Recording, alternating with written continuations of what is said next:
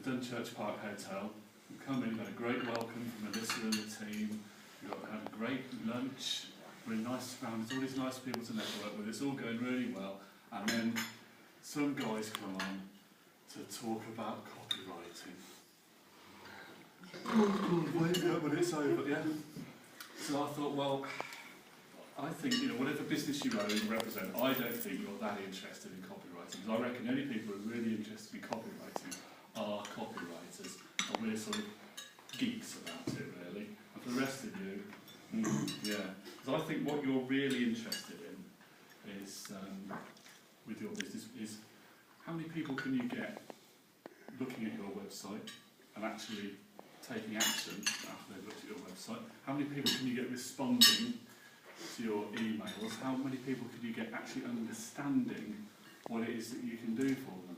Ultimately, what you want is results. And that's really what copywriting is all about. I could stand here and talk all about words all day, but really what we're after is results. And yeah, I've got to look at the script now. Because I did say I took all of the material. Yeah, the thing about writing is, it reminds me of English lessons at school. Who enjoyed English at school? Oh, look at that. Yeah, that's 3 people that enjoyed it. Milton Keynes, a few months ago, everyone claimed to have enjoyed English at school. I'm not sure. But I learned quite a lot in my English lessons at school. I'm sure you did. It's very useful. You learn basically how to write, you learn grammar, spelling and that kind of thing. But when you come to write for your business, there's a lot of things that happened in school that I don't think are very useful. Because when you think about it, I before you accept that. well, yeah, that's true. That was a useful one. But then you see, when you were in school, you had a captive audience. Because you handed in your work to your teacher, and your teacher had to read it. Whether it was brilliant or banal, they had to make their way to the end of it. Whether you had the neatest handwriting in the class, or whether you looked like a spider had crawled out the inkwell and gone across the page, they had to try their best to decipher this thing and give you a mark at the end of it. And in business, you just don't have that luxury because no one is obliged to read any of your stuff. We have a bump table at 4M, and will anyone look at it? I don't know, but that's what you're up against. And the other thing about school is that you learned that knowing big words was clever. The more big words you knew, the cleverer you were. If you put lots of big words in your essay, that meant you probably got a few extra ticks. The thing is, in business, I've got a theory that big words aren't clever, and I'll talk about that a little bit later on. The other thing in English, yeah, you learn spelling and you learn grammar, which is all very useful, and I would say, whatever message you put out there, of course you've got to get it spelled right, and you've got to have the grammar right, but I've got a bit of a beef with grammar geeks.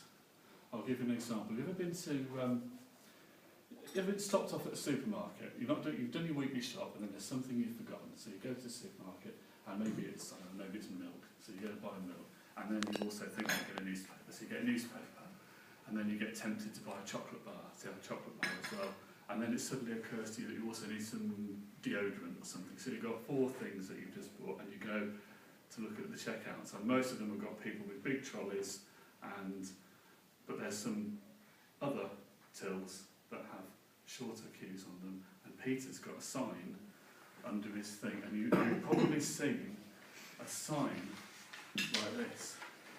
Like this? You've probably seen a sign like that. Now, if you saw that sign, would you know what to do? Can you understand that sign?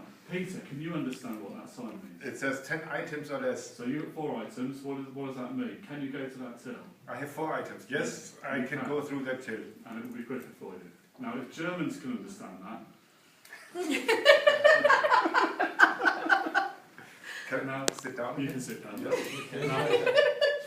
Now, those sorts of signs have caused a lot of consternation amongst grammar geeks because, of course, it shouldn't say that. It should say 10 items or fewer, because you shouldn't use the word less for a numerical value.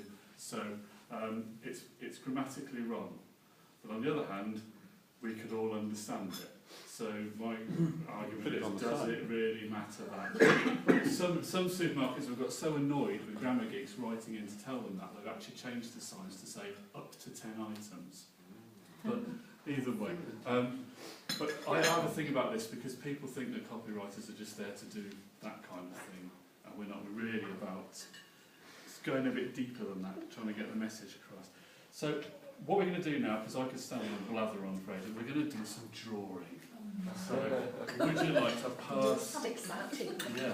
Would you like to take one of those and pass it round? Pass it across to the left. I'll make sure you all get a piece of paper. Has everyone got a pen? No. Because if you haven't, I haven't got one either. I've got some extras. I've several. Thanks.